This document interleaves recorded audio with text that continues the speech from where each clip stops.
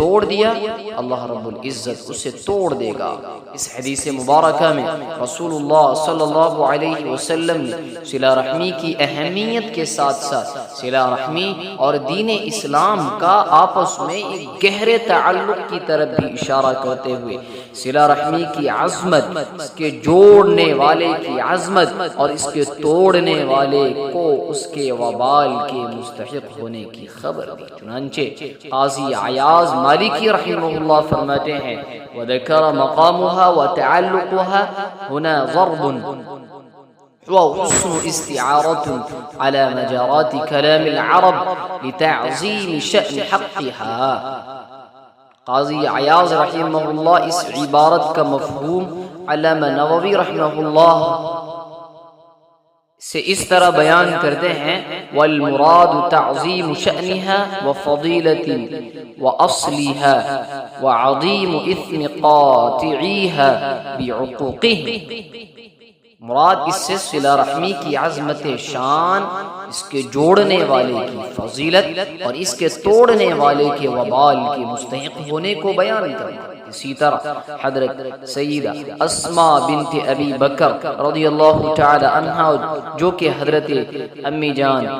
عائشہ رضی اللہ تعالی عنہا کی بڑی بہن ہیں، وہ فرماتی ہیں میری والدہ شرک کی حالت میں مکہ سے مدینہ آئی جبکہ قریش کے ساتھ صلح کا زمانہ تھا۔ مراد اس سے صلح حدیبیہ ہے، چونکہ صلح حدیبیہ میں مسلمانوں اور مشرکین مکہ درمیان ان دونوں کے درمیان جنگ بندی کا معاہدہ ہو چکا تھا، اور اسی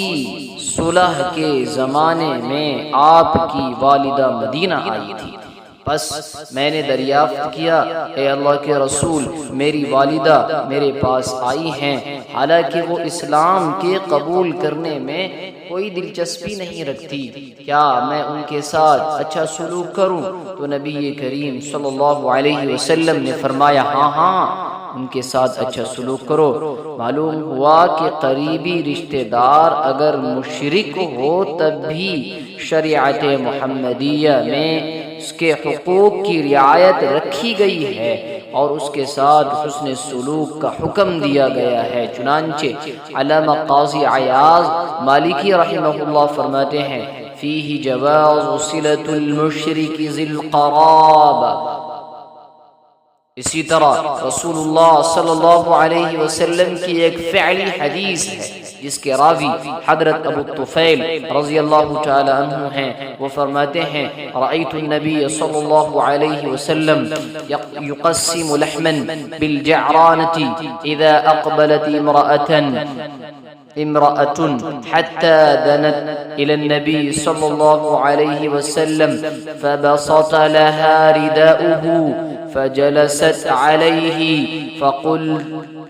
فقلت من هي؟ فقالوا هذه أمه التي أرضعته۔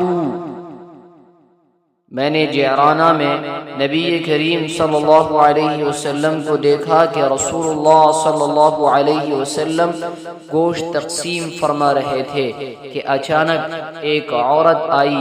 یہاں تک کہ وہ رسول اللہ صلی اللہ علیہ وسلم کے قریب پہنچی تو نبی کریم صلی اللہ علیہ وسلم نے اپنی چادر مبارک ان کے لیے بچھا دی، سو وہ اس پر بیٹھ گئیں۔ میں نے پوچھا کہ یا رسول اللہ یہ عورت کون ہے؟ انہوں نے بتایا کہ یہ رسول اللہ صلی اللہ علیہ وسلم کی وہ ماں ہیں جنہوں نے نبی کریم صلی اللہ علیہ وسلم کو دودھ پلایا تھا۔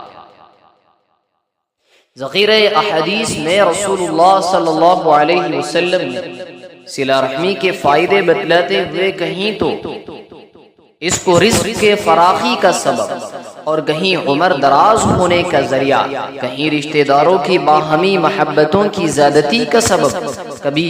رحمتوں کے نزول کا وسیلہ، کہیں جہنم جیسے عذاب سے خلاصی کا ذریعہ، یہاں تک کہ جنت جیسی عظیم نعمت کے حصول کا سبب قرار دیا۔ حضرت سیدنا انس رضی اللہ تعالی عنہ فرماتے ہیں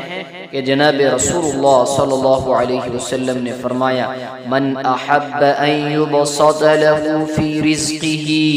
وینسأ له فی اثره فلیصل رحمه۔ جو شخص چاہتا ہے کہ اس کے رزق میں فراخی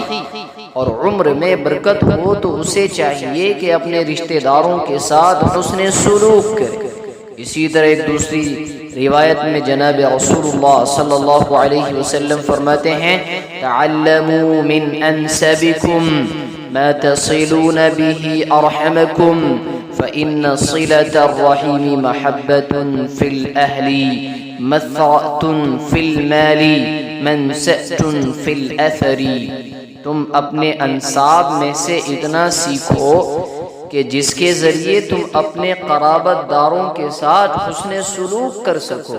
بے شک قرابت داروں کے ساتھ حسن سلوک کرنا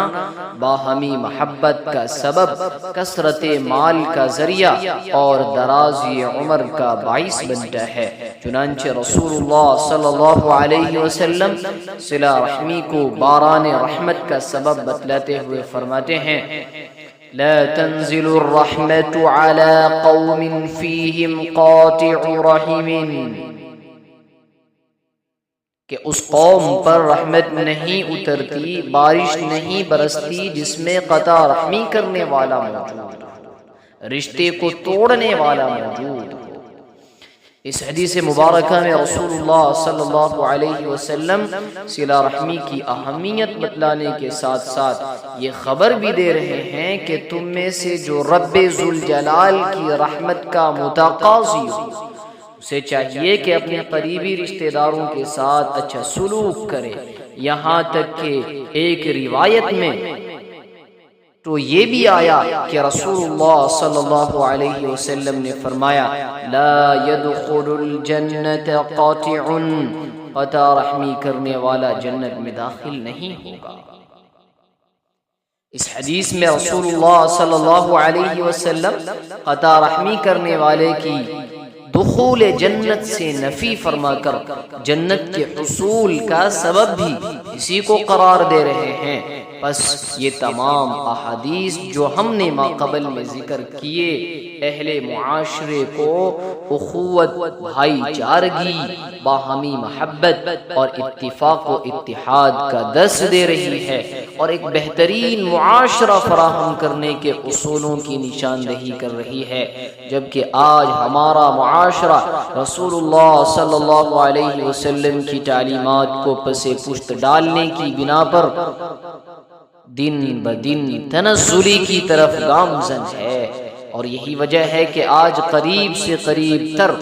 رشتہ دار چھوٹی چھوٹی باتوں کی وجہ سے ایک دوسرے کے گھر آنا جانا بند کر دیتے ہیں۔ میاں بیوی ایک دوسرے سے اپنے حقوق کا تقاضا کرتے ہوئے علیحدگی کی راہ اختیار کر لیتے ہیں، یہاں تک کہ سگے بھائی میراث کی تقسیم میں ادنا سے اختلاف پر قتل و قتال کے لیے کمر بستہ ہو جاتے ہیں۔ پس لا محالہ نتیجہ یہ نکلتا ہے کہ طلاق کی شرح روز بروز بڑھتی چلی جاتی، قتل و غارت گری کا بازار گرم ہوتا چلا جاتا، اور دیکھتے ہی دیکھتے ایک اچھا معاشرہ تباہی کے آخری درجے پر پہنچ جاتا ہے۔ اگر صبر و تحمل کا مظاہرہ کیا جائے اور رسول اللہ صلی اللہ علیہ وسلم کی بتلائی ہوئی ان تعلیمات کو مد نظر رکھتے ہوئے ان پر عمل کیا جائے اور ان تعلیمات کو اہل معاشرے میں عام کیا جائے اور اس کی تعلیم سے ان کے سینوں کو مزین کرنے کے ساتھ ساتھ ان اصولوں کو جو رسول اللہ صلی اللہ علیہ وسلم کے ذخیرہ احادیث میں ہمیں ملتے ہیں ان کو اصلاح معاشرے کے لیے روبروئے کار لایا جائے، تاکہ معاشرے میں روز مرہ کی بنیاد پر پیش آنے والے نت نئے مسائل کا حل تلاش کیا جا سکے۔ اللہ تعالیٰ مجھے بھی آپ کو بھی کہنے سننے سے زیادہ عمل کی توفیق مرحمت فرمائیں۔ میں ہی چند باتوں پر اپنی چھوٹی سی گفتگو کو سمیٹتا ہوں، وما توفیقی الا باللہ۔